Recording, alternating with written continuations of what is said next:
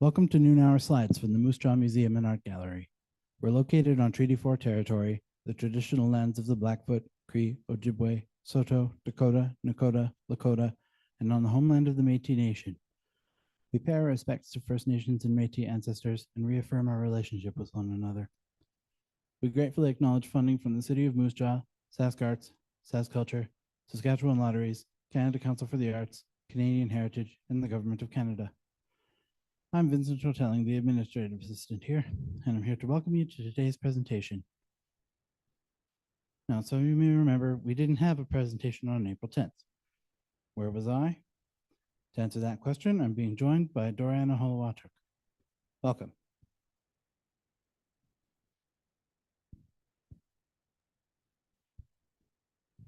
So the astute fans of Noon Hour Slides will remember that the very first one of these presentations that I gave early in the pandemic to test out the Zoom format and how it was about the 2017 solar eclipse. And you know what they say, seen one eclipse, you want to see the rest of them. So this time I dragged my family and Dorianna.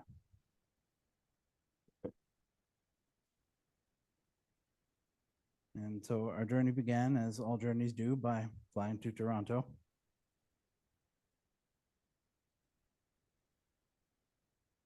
Our intrepid protagonists, bright-tailed and bushy-eyed at 3:30 in the morning after hammering out a contract. My Iceland Part 1. We spent enough time in Pearson, so we'll appear now in downtown Toronto. Movie magic.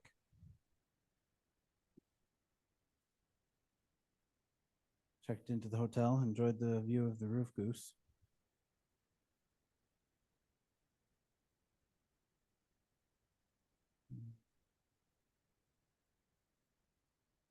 And so far that day, we'd gotten a ride, flown, taken a link train, an airport train, and a subway. And now we were taking a tram and a bus because it was time for lunch. We went to Cherry Street Barbecue. Sometime in the last few years, the Michelin people decided to partially acknowledge the existence of Canada, and they raided a bunch of restaurants in Toronto. Now, Sask Arts has seen too many consecutive years of status quo budgets for an arts admin salary to eat at restaurants with the star rating, but they have this bib gourmand category. See, the Michelin man thinks the food is tasty. And so the food is delicious, but a regular person is more likely to afford it.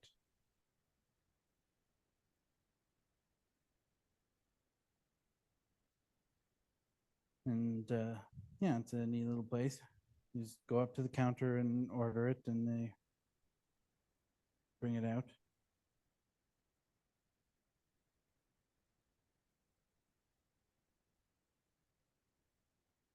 And we got a sample platter with brisket, ribs, pulled pork, house-made sausage, pickles, peppers, beans, coleslaw, potato salad.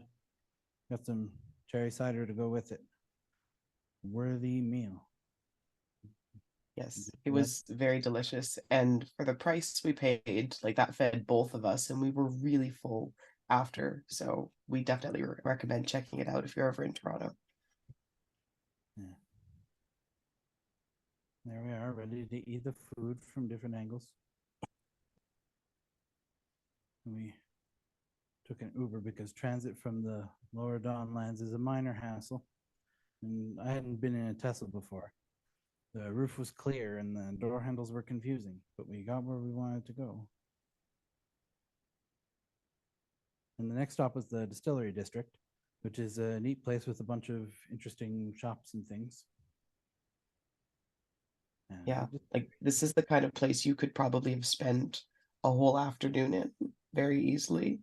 We didn't quite spend as much time there. We had a lot on our Toronto list, but the Distillery District was really interesting, sort of like a not quite a farmer's market vibe, Vincent. I don't know how you would describe it, but it had little shops like that were sort of unique and local.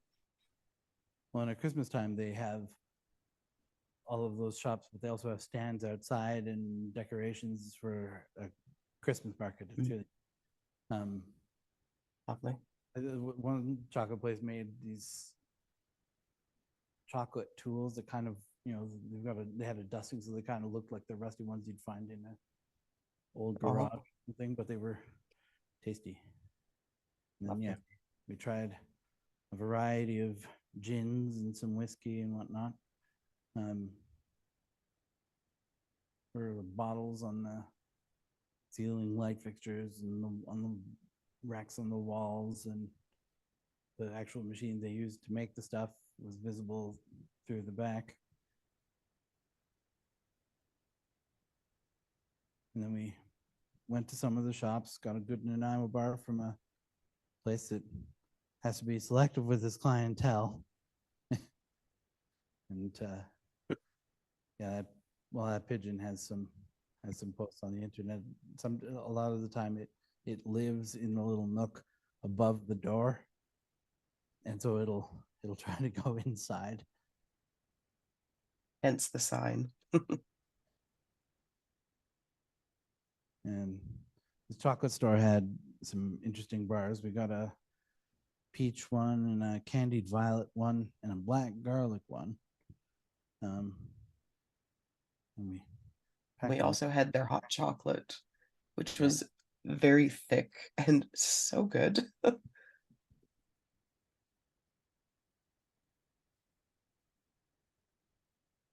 This is a big spot for photo opportunities, but we didn't want to hand a phone to a random stranger, so we took turns. Visited some good birds, wandered around a bit more. Quite brazen birds, too. They are not afraid of people. Yeah, they come right up close. And it was time to head out again so we could get a better vantage point on the city. We're going up in the tower, and they heard we like towers, so there's a tower in the tower you can view while you view. And it's fun to look down on the things. That round one is where we're going later.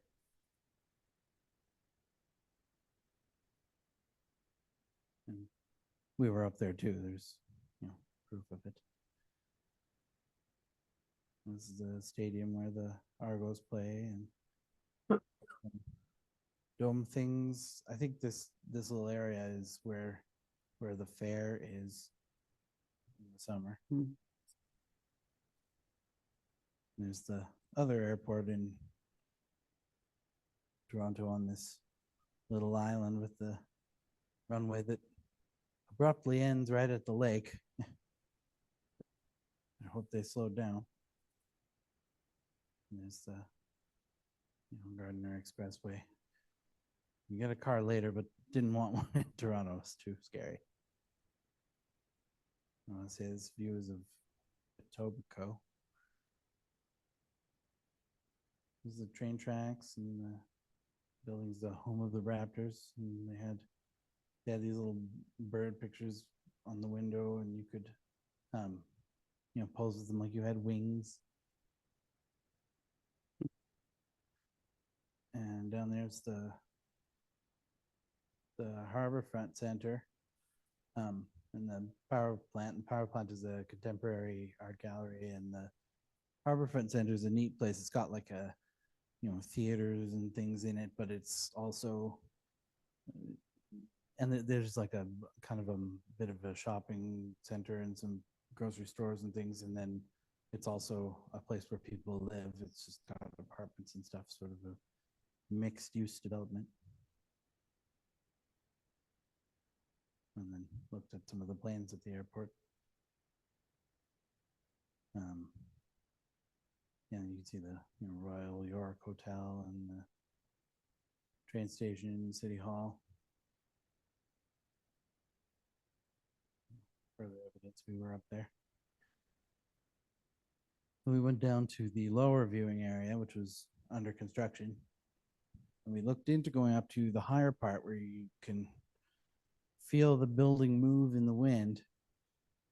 But it was closed that day, and I think ultimately I'm okay with that. And in the lower part, they have these spooky glass floors for if you want to look straight down. Yes, we both got a little spooked walking across them, I think. I don't know, it's funny, you know it's safe, but it doesn't feel safe.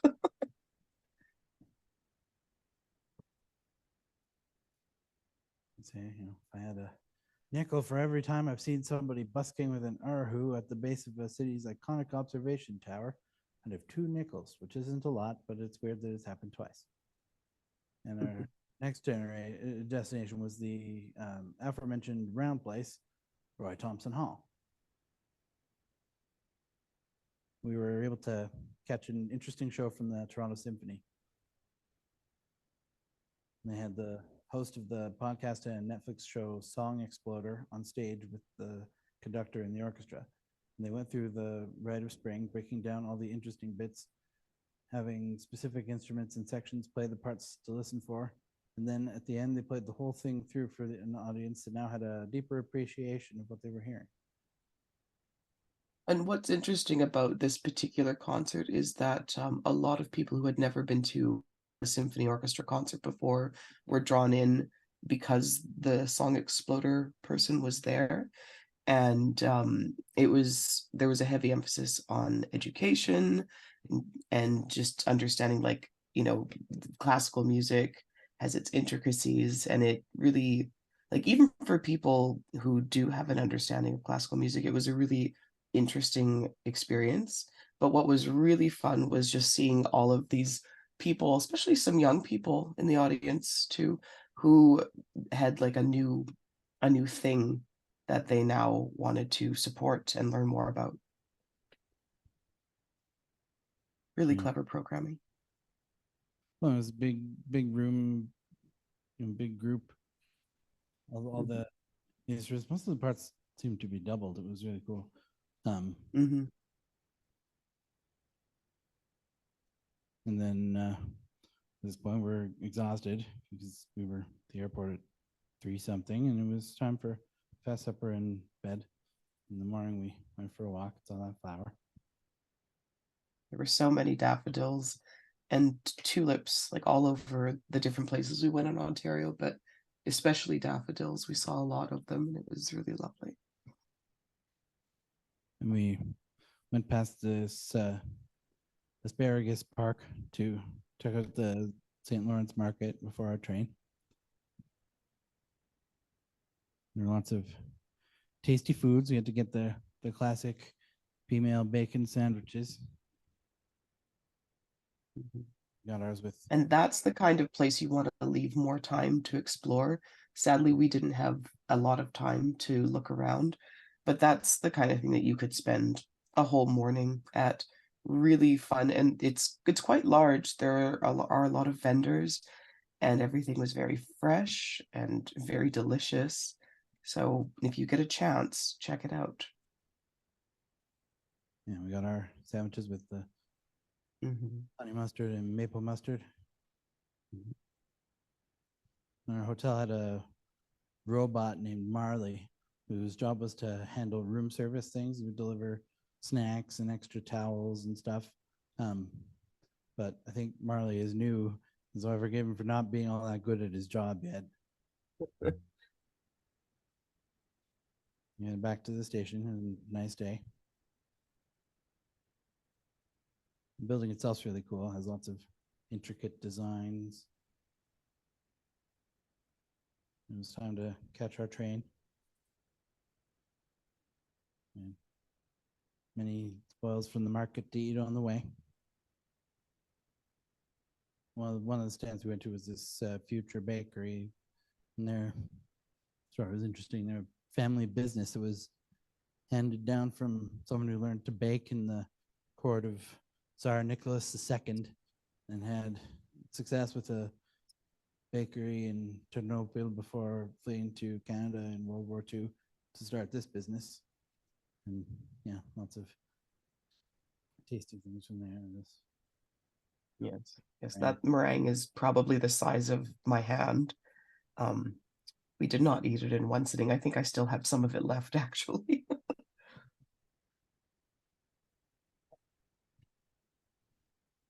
it's important to remember that when you're viewing an eclipse, if you're not in the path of totality, you aren't really viewing the eclipse. And Toronto was not in the path, but Kingston and much of my family was. So we got on the train, and there was track work that caused a detour, left us in a bit of a pinch. The rental car place, if you can believe it, closes at 2 p.m. And with the schedule change, we were set to arrive at about 1:55. And it was further delayed, but the train went so fast that it picked up time. We made it to Kingston on time, and my Uncle Carl saved the day, meeting us at the train station and driving us to the rental place at exactly 2, where they had me sign a form, and then everybody left the building. They locked the door behind us. And having survived this particular ordeal, we went to our hotel. The next order of business was to find my family and nail down the plan. And they were all seemingly unreachable or cagey about the details, so we just kind of went downtown. And hungry in Kingston with no plan, we reverted to my grad school default and went to the Juniper Cafe. And that was lovely. Downtown Kingston is really beautiful, like all the architecture. It's very historic, lots of stonework. And then the Juniper Cafe is, yeah, it overlooks the lake, and all of the food is very fresh. It's like a really, really good coffee shop. And it was packed in there. So many students, because I think they were all preparing for finals. Yeah, and yeah, you can deduce why I like to have lunch on this particular patio. And yeah, it's a neat little place in the bottom of this. The Tet Center is a sort of community art space, and then yeah, it was a good place to get juice and a cookie, or to have a sandwich, work on your accounting assignment. And we went next door to my old stomping grounds, the Isabel, and most of my master's program took place in this building. And the on-site part was an intensive that took place in May and June, so it was actually something of a change to see it full of students. We went upstairs somewhat dubiously. Wanted to see the classroom and stuff, but we were unsure if we were supposed to be up there when we're not current students. We went down a hallway where we were promptly invited to eat snacks and view a student film. And it was, I think, it's supposed to be a public event, but they seemed surprised and pleased that anybody showed up. Yes, with most sort of art student assignments, they were very thrilled to see anyone, and they were very glad to have us in. And the project was good. It was like I don't know, anecdotes of people's comfort foods, and the little menu was all quite carefully curated based on some of the anecdotes. It was actually very sweet. Yeah.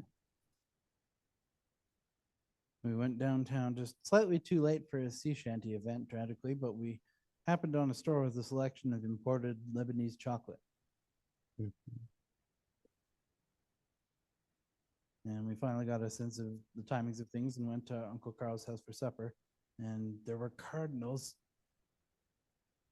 Yeah. Which is a big deal when you're from Saskatchewan and there aren't cardinals, or at least not often. Yeah. And then that one on the far right is a goldfinch, which we do get here. And my brother bought a sugar pie from the earlier phase of his trip in Montreal. And we visited a donut shop I'd kept not making it to on previous Kingston trips, hoping to prepare for breakfast the next day. And another glaring omission from my previous trips was the Museum of the Great Lakes. And I thought, oh, well, Murney Tower and a few places are open this Sunday for eclipse tourists. Surely they'll also be. But no, I still haven't been there. We had a look at their new boat and went on our way. We walked around downtown looking for eclipse shirts and whatnot before our boat. Saw some sights, had a beaver tail, found some Found some shirts, but not enough shirts. And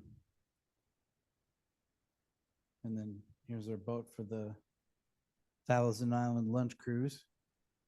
And one of Kingston's Martello Towers was part of the Kingston Fortifications National Historic Site. Because Kingston, you see, is where the St. Lawrence River turns into Lake Ontario. It's where John A. lived, and it was the front runner to be the capital. So you can see parallels to the Moose Jaw story, where they built all these wonderful buildings downtown, anticipating it being an important city, and then the capital went somewhere else. And being on the water where it was, if Kingston was going to be the capital, we had to protect it from the Americans somehow. And so they built walls, a fort, and this series of cannon towers. Now, the design of the towers included considerations like stairs that are harder to climb than they are to go down, moat areas around them, single doors from single access points, etc. What they failed to consider was that the boats they wanted to aim at could maybe get faster. And so by the time the towers were built, they were obsolete. So instead, they put the capital in Ottawa, up an extensive series of locks and much harder to attack by boat. We lined up for boarding, and staff went down the line, curious about what places all over the world people had come from to take in a cruise ahead of seeing the eclipse. Lots of different languages being spoken in that line. I think the people in front of us spoke Italian. Yeah. So there were it was quite a good spread, quite a diverse spread. It was really neat. If you book ahead, you can guarantee a window table. Comes with all this free bonus cheese on top of the 3-course meal you're about to have. And I don't think we were adequately prepared for just how much food we were about to eat. We absolutely were not. And as we set sail, here's another one of the obsolete towers. And the Royal Military College, one of 2 places where military members go to school in Canada. And here's Fort Henry, the sort of main part of the facilities for this theoretical defense of Kingston. Here's one of the Spectacle Islands, so named for there's a sandbar that connects 2 fairly round islands, so it looks like glasses, but it's also like making a spectacle of yourself when you catch your boat on the sandbar. We're going through one of the channels in the Thousand Islands, and here's the menu for lunch.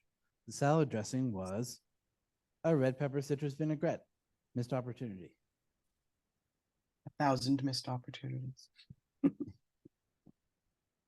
Some trees in a group of 7. Another island. Lots of them have this exposed rock. And people's cabins had garages. Some of them were like this one, boat garages. Go right down to the water and you can just go into them. There's this tour guide telling us about whatever we were passing along the way. A cool looking dome house and its residents saying hello. In the clear water, you can see rock underneath. And the dining room on the boat is pretty nice.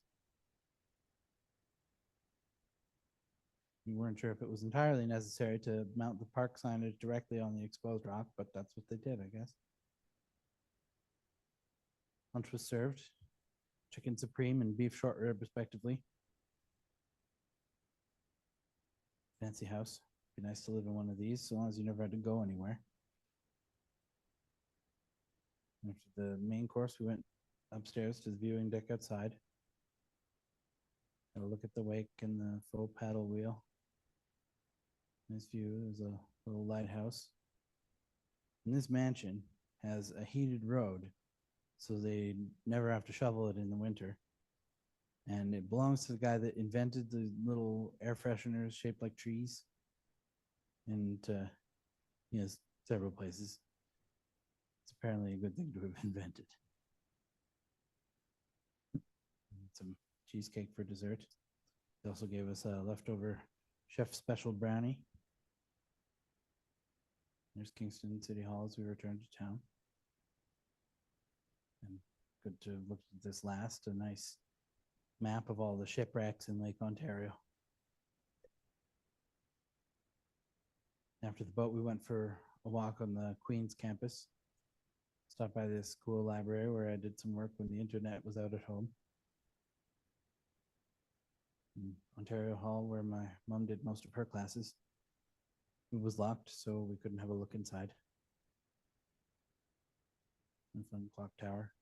When I was there, it had a sign on it celebrating the 175th anniversary of the school, and it was the 150th anniversary of Canada at the time, so it's a pretty established place. And the trees had these little signs to tell you what kind of trees they were. It's the Theological Hall is another one of the older buildings. And Summer Hill, which was the first building on the Queen's campus, eventually became the principal's residence, a few other things. My grandmother worked out of this building, raising funds for the school. And after the walk, we stopped at the Pilot House, favorite local bar, and then we went for supper at Greco's. The next day was Eclipse Day. We visited Lemoyne Point before the eclipse time. It's a nice park full of wildlife, and it was near where we would be watching with family. And there were fun signs like this one. Sign from the text says, "Our mouths are watering. Biting is what we do best. If you don't want to see how good we are at our job, stay on the trails. Thanks, the ticks." But, the wildlife was evidently used to humans. Final notes. We did finally find some Eclipse shirts. We are both wearing. Well, I'm wearing. I don't know what you're wearing. You'll see it later. Excellent. We brought seeds because we were told the birds would land on your hand, and this chickadee did just that. There's another squirrel and a duck and a gull, and they all came right up because they wanted our seeds. Yeah, they all were very used to people, again, because it's a popular spot, but they're all very, very sweet. The duck came up to us very politely and sort of looked expectantly, and even the seagull, and often you don't really see seagulls follow you around for seeds, but he sort of hovered around us for a little while, and then we thought, well, okay, we'll put some seeds down for you, and that's what he wanted. So everyone was happy. And then we returned to the house and tried, mostly in vain, to get good pictures as totality approached. Then the time came. The shadow rushed up, got all cool and dark, and we got to look at it properly. Because, of course, that's the thing of it, is that during totality, you can just look at it, but the rest of the time you have to be wearing the glasses, because something you'll find is even a tiny amount of sunlight is so much light. It's it's mostly light out until the moment it's entirely blocked.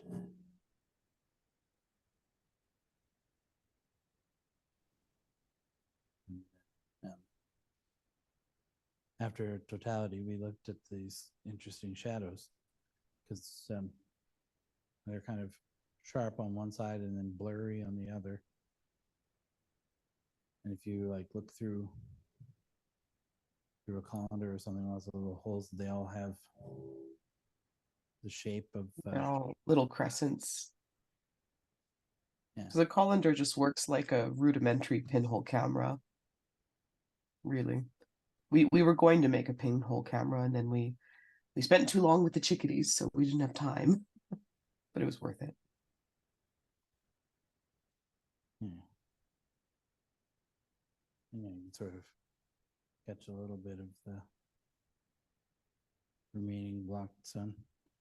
And here we are, properly equipped with our shirts and our glasses, and it was important because there's been all along the path, there's been an uptick in people complaining about eye problems because, they thought, oh, it's okay, I'll just look for a couple seconds and it won't be a problem. But they kept doing that all day. And so they'd, looked at it too much. Yeah, we definitely saw some people in their driveways doing that as we were headed to Vincent's family house, and we were just like, all right, that's not great. Wear your glasses. Safety is important. Yeah. We stopped by the Kungsten sign for the traditional photo op. We didn't show up very well, but we're not even in this one, but there's a space where you go in there and then you are the eye. You become the eye. Yeah. And then first thing the next day, we returned the car and all crowded into the train to visit Niagara Falls. We stopped briefly in Toronto to switch trains and get some breakfast. Switched to a bus in Burlington, continued on past Hamilton, and then arrived. And this was our hotel view. The American Falls and the Bridal Veil Falls, and I don't really know where the line is between them, but they're considered two. Bridal Veil Falls are just the ones that are separate by the rock there, closest to like that little green patch.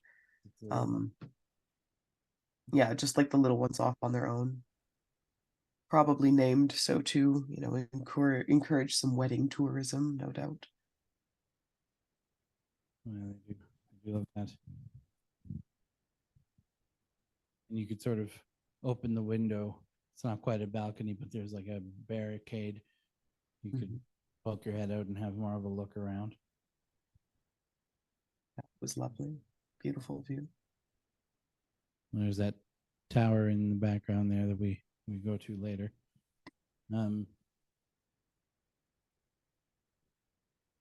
There's a viewing tower on the American side. The TV welcomed me to the room, very polite. Other side of the window was a big restaurant sign. Because Niagara Falls is utterly ridiculous. All the restaurants and touristy attraction things, and wanting to experience the ridiculousness, I suggested we go to the Rainforest Cafe. And the decor, the colorful drinks, the fish tanks, thunderstorm every half hour, animatronics every 15 minutes. Those elephants move around. I don't think any of the animatronics were reflective of genuine rainforest animals. Yeah, I was like, I don't know what rainforest has elephants, but at least Africa. But sure, okay. We opted, they had another fish tank further in than our table. We opted to stay out front with the shark. Here you go. Another famous rainforest animal, the orca. And this gorilla makes a trip to the bathroom a little bit intimidating.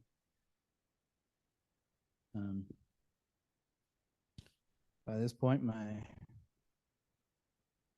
parents and brother had all tapped out and gone homesick to the hotel.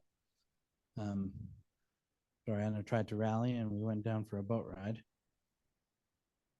And got some less obstructed views than we had from the hotel. It's pretty misty down there.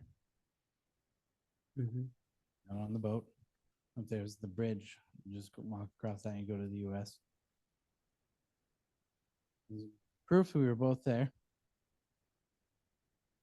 When you're down in the mist on a sunny day, you get some fun rainbows. You can see the water go over the rocks.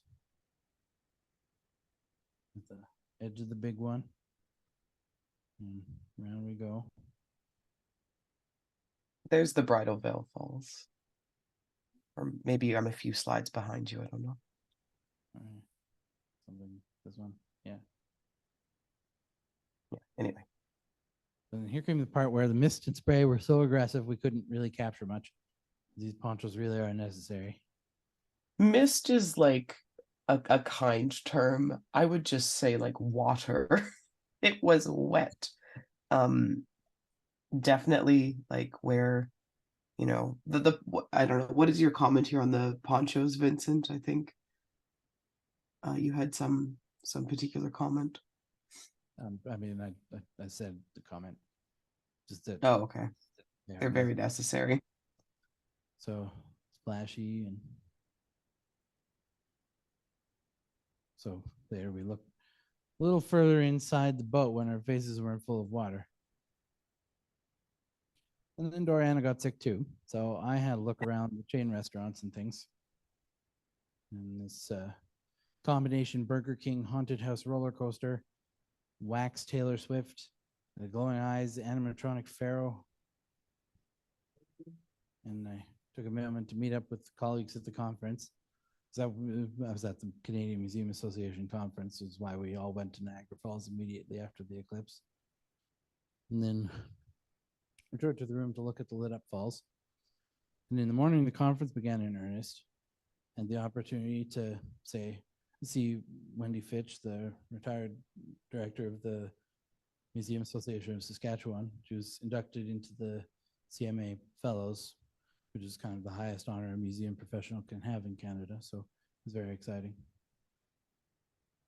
And I went to sessions, one about misinformation, and a session about curating in the Anthropocene. That's Glenn Suter from the Royal Saskatchewan Museum.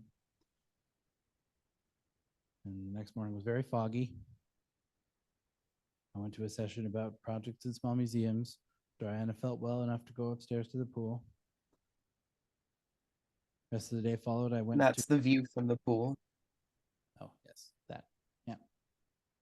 which is the Horseshoe Falls, but it's sort of obstructed by the mist.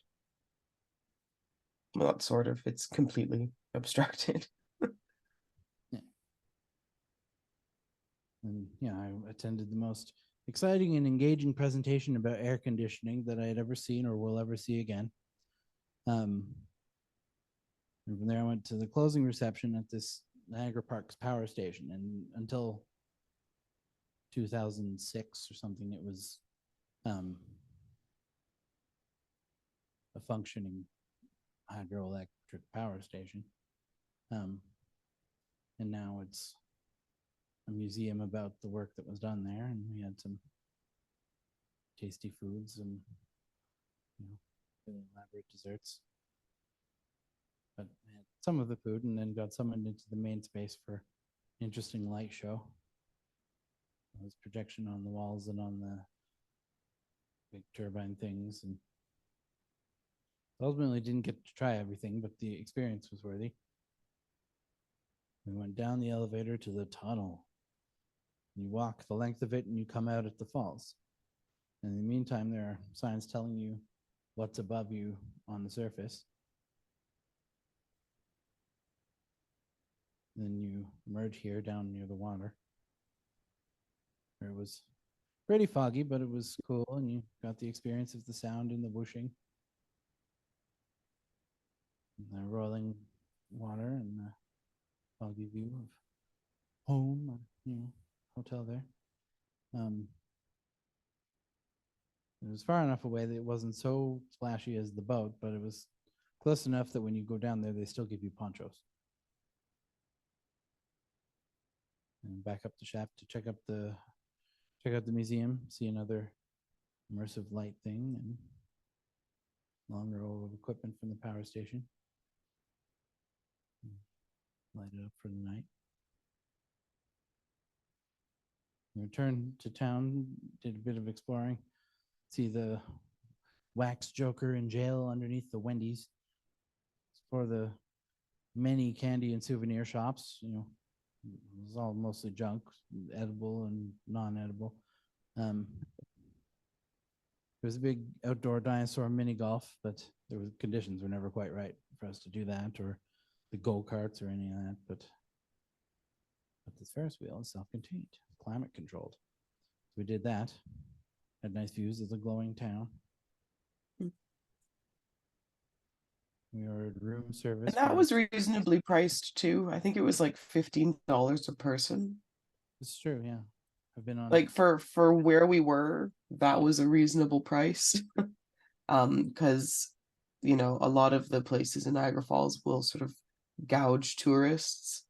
But anyway, it was fun. That one I'd recommend doing the Ferris wheel. Yeah, and well, the advantage it has over the Ferris wheels we get around here is it wasn't built hastily by a group of local temps the day before. Yes, yes, precisely. And yeah, we had some room service breakfast and looked out the window again. And there's a garden outside the hotel and building on the American side. Got this tube of colored pencils from Packard. They're an art shipping company that they always have good swag at conferences. You can see back over there the power station. In the background is a big drop ride at the Marineland theme park. This is an interesting round old building. I guess it was a Planet Hollywood restaurant before. We arrived at Bird Kingdom and saw an iguana. And also birds, toucans and parrots. So many birds. There's a finch on the floor, and the guy on the right is a chachalaca, which is noteworthy to me mainly because it's the name of a Mexican restaurant near my house. And in the small aviary, house sparrow should have to be very specific. This is a Passer domesticus. It chose Dorianna. He just flew on my head, and I was like, okay, hello. And I sort of, Vincent was looking at, there was another bird that was putting on quite the show, trying to build a nest, and I was like, Vincent, there's a bird on my head. So definitely a highlight for me. It was an axolotl. These are like amphibian guys. They only live in one lake, but they're all over the world in circumstances like this because they're interesting pink guys. Various frogs, pretty to say don't touch. Some bats up here. And then we walked into the large aviary, and Dorianna didn't know what was coming and was very excited to discover there was a second bigger area. He was delighted with the small one. The big one was truly something else. It was a really cool experience because the birds aren't caged in the aviary or fenced off in any way.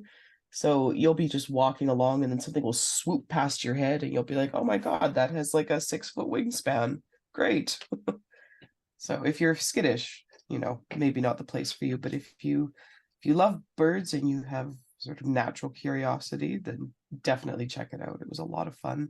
And all of those birds are there for like rehabilitative purposes, I think, or they've been they're not just sort of zoo animals. And I think Vincent will touch on that in a few slides because there's like a acclimation box for the new birds to get used to the aviarium before they're released. So anyway, Vincent, go ahead. Yeah, this one right here, this guy was new, been injured or something, he can't live out in the wild. And that seems to be how they come. They were injured and they can't live out, or they were somebody's pet that can't take care of them and they're can't be put back in the wild. But yeah, this guy was in a cage to sort of acclimatize before being let out to the bigger space. And there were a bunch of other birds that would sit on top of the cage to inspect. To literally rattle his cage. I think they keep them in the cage for 3 days, according to the signage there, before they let them out. And then these ones, we call them the thrice widowed pigeons. They're very fancy. They look like they're wearing a fur coat. And we participated in the lorikeet experience. Hold a little cup of nectar and they'll swarm you.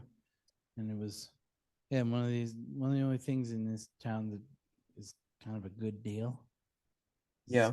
so many places will gouge you, but these, you know, they'll take a green screen photo of you on the way in, and then Charge you like $50 for it or something. yeah, at the end of the space, and it's like, I didn't want that. Um, but the cup of nectar is like $5, and Like the whole experience was $5. Like we paid $5 each to go hold a cup of nectar and get the lorikeets to like come to us, which was so amazing. And they were so cute. And then I think the pictures after, which are real pictures, they're not like the other tourist green screen pictures. I think we paid what, like $25 for the digital pictures? I can't remember. But it yeah, wasn't something stupid.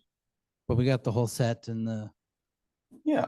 and it was, we were actually doing something. We were holding these birds rather than making a goofy pose or something. But Yeah, because literally every other place we had gone, like the CN Tower had this, Skyland Tower had it.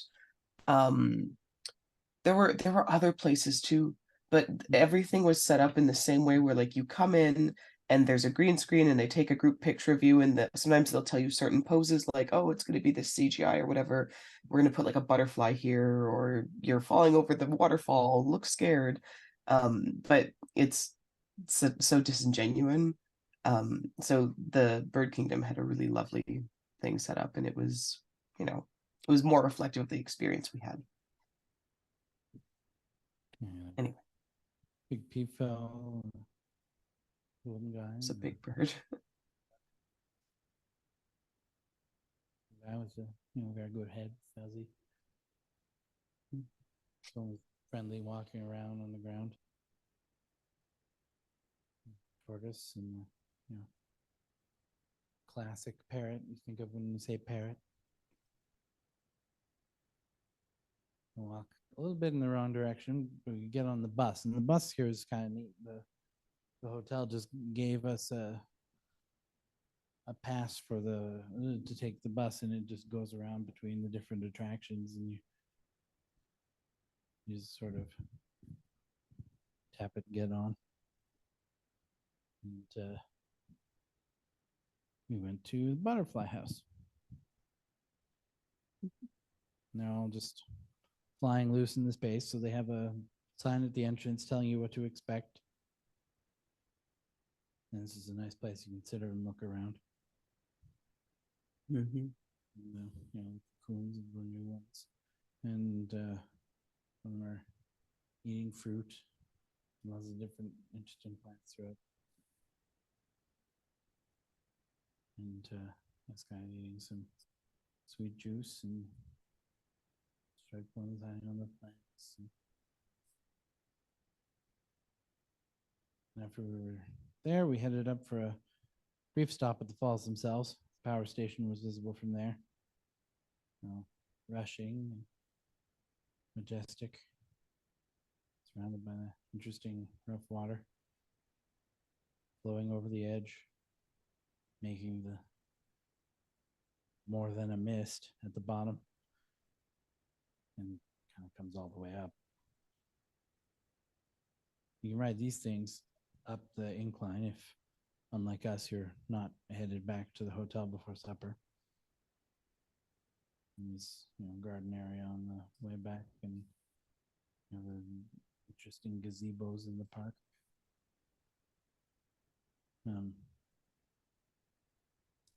We went for supper at Skyline Tower, and it rotates over the course of the meal to let you see everything. Again, nice view.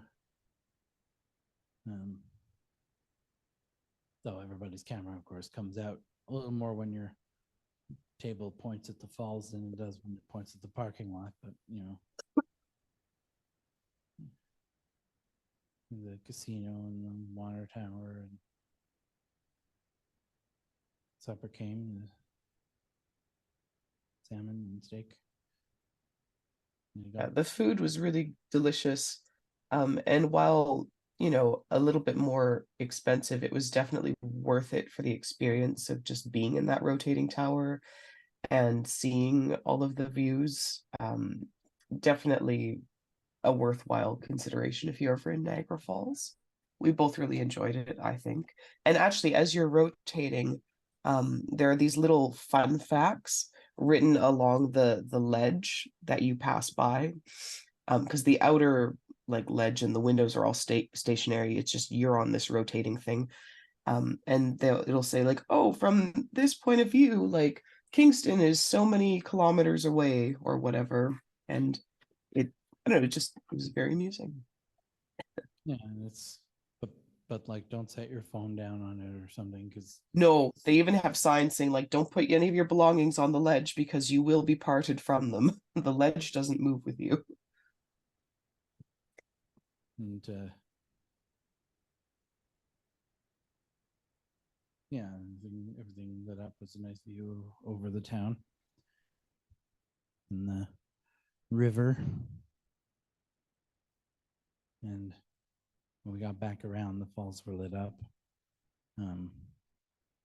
There's this guy here playing piano, but you only see him when you rotate it to his spot because, and the interior is also stationary.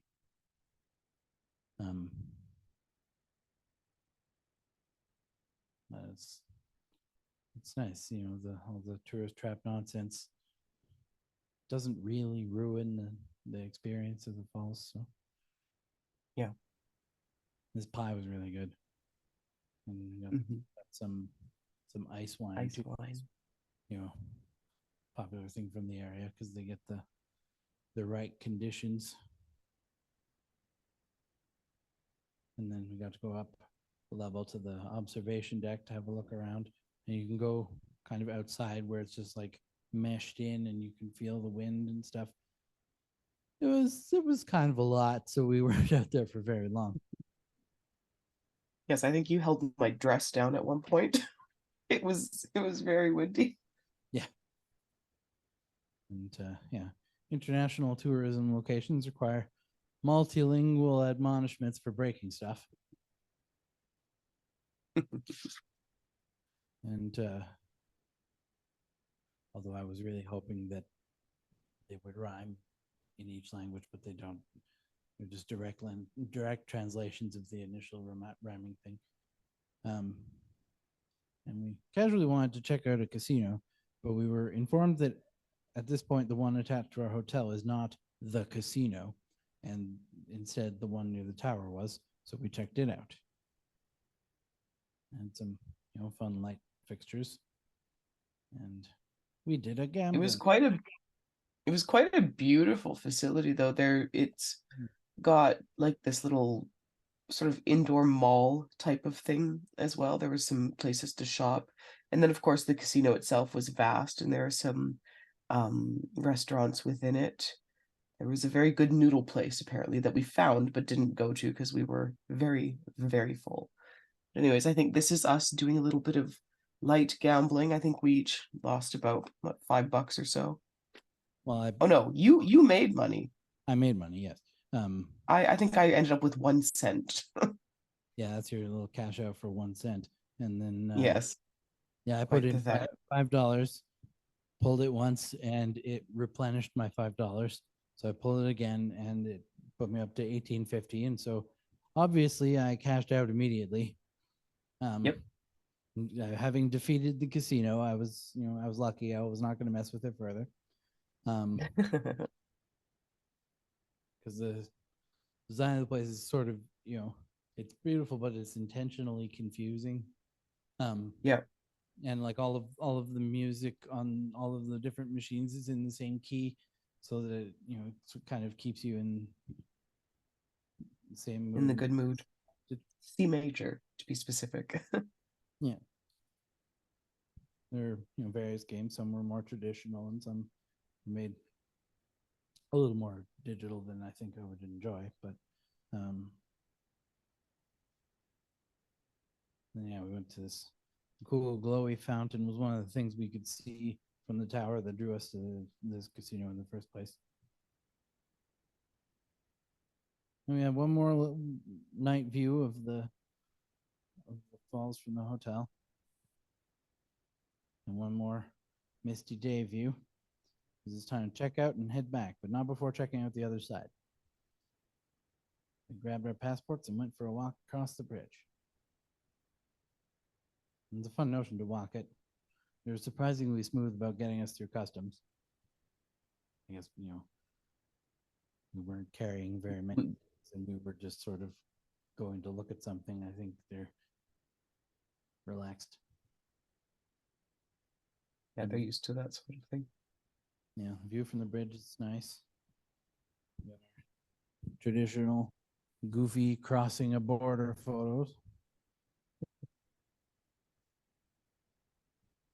And then the view from that big green observation tower that I pointed out earlier.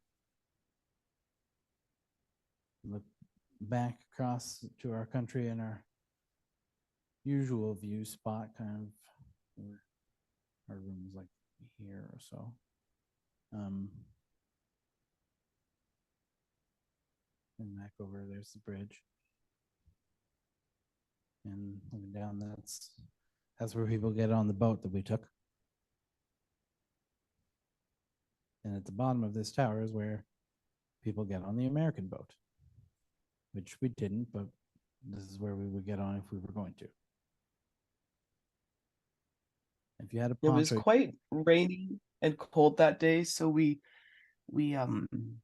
there was like there was this lookout point there, and it was kind of muddy, and we considered it and then thought, nah. yeah, we weren't going to go up there with a poncho, but honestly, didn't really want to go up there without grippy shoes. Yeah, that was the other thing. And yeah, looking down, whoosh,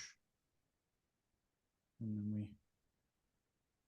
conferred with our fellow Canadian,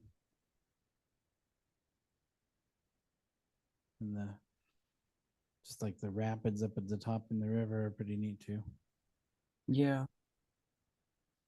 And we stopped in the visitor center and got some chips. It was based on the Dinosaur Barbecue. Is a place in Syracuse. It's pretty well known that I want to go to sometime. But and they had some stickers and things in the gift shop. The one thing about the American side is it's actually kind of what you would expect for the viewing area for a waterfall. It's a nice kind of park area with clean, sensible infrastructure, and then sort of weird carnival Vegas for kids atmosphere. And if you look down there, it's where I came out of the tunnel. Yeah, nice view approaching the falls, and there's that boat down there.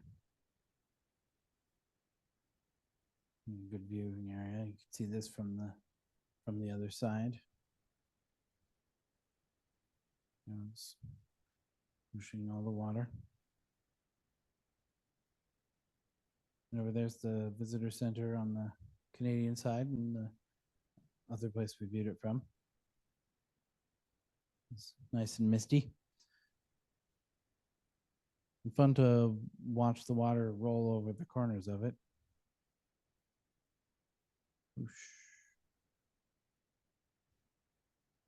So much mist coming up in the middle and floating around. And further up this kind of muddy hill. You had to stick to the sidewalk or you would just slide in the grass. Is unfortunate. And got in this trolley. You just like buy a pass and then you can get on and off this trolley at all the different stops that you might want to see on this island.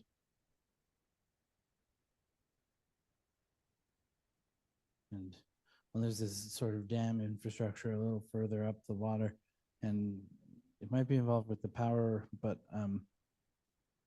importantly, it's changed the flow of the water in a way that has reduced the ongoing erosion, because sort of left to its own devices, the falls would kind of eat away at the rock and change the location, and they rely on the tourism money. So we got to keep the falls intact in the way we want them to be. And yeah, the trolley was neat, wooden interior. And there's this bridge back from the island across the rapids again. And left this nice, pleasant park and back through the ominously barricaded international border.